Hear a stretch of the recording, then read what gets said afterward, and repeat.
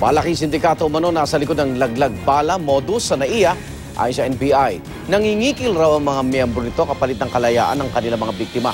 Narito ang report ni John Consulta.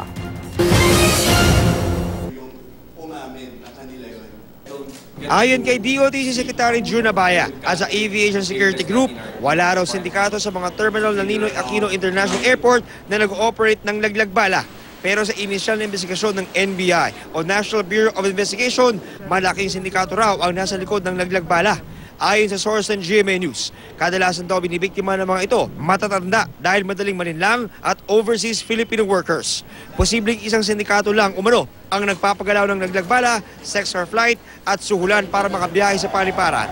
Mula raw sa Office for Transportation Security o OTS at ABSE Group ang mga member ng sindikato. Lumabas din sa investigasyon, humihingi ng 20,000 hanggang 30,000 pesos ang sindikato sa ilang biktima.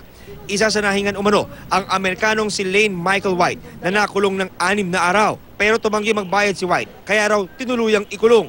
Ayon sa source, mahigit 1 buwan na rin daw nilang nire-request ang CCTV at logbook sa OTS kaugnay sa kaso ni White, pero di pa rin sila nabibigyan. Kinokontak na ng NBI investigating team ang ilan pang mga nabiktima ng laglag bala. We really need the cooperation of all and every victims dito sa alleged scam. Sino ang involved? Paano nangyari? How much ang hiningi? Kailan nangyari? Mga ganun. Every aspect ng kaso. Nakatakda ring isupina ng NBI ang mga tauhan ng OTS at ABSE Group na nadawit sa laglag bala ska. Nagulat naman ang Manila International Airport Authority o MIA sa lumabas na impormasyon mula sa NBI. NBI just recently formed their task force for this investigation. Now, kumbaga, nagsisimula pa lamang sila ng kanilang investigasyon and it will be premature to actually say that there is already something confirmed if their investigation is still ongoing. Pero tingin ng OTS, kung may kalokohang nangyayari sa NAIA, hindi raw ito sindikato.